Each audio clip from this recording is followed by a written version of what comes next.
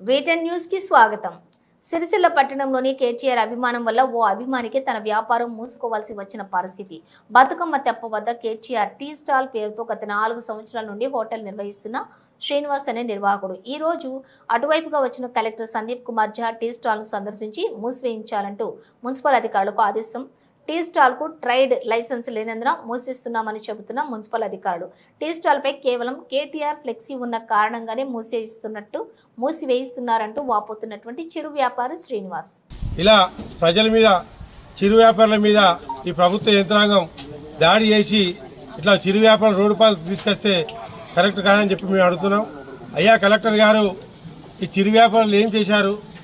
మీకేమైనా ఉంటే మీరు చూసుకోవాలి, కానీ ఈ వ్యాపారులు ఏం చేశారు? కేటీఆర్ ఫోటో పెట్టుకున్నందుకు టీ స్టాల్ పని చేయించడం ఎంతవరకు సమంజసమని చెప్పి మిమ్మల్ని అడుగుతున్నా.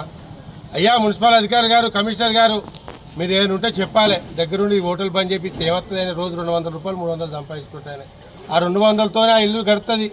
వాళ్ళని ఇవాళ రోడ్డు పాలు తీసుకొచ్చే పరిస్థితి తీసుకొస్తారు ఈ మున్సిపల్ సిబ్బంది. ఇక కలెక్టర్ గారు, మీరు ఇసోడి చేసుడు బంద్ చేయాలని చెప్పి మేము మా పార్టీ పక్షాన డిమాండ్ చేస్తున్నాం.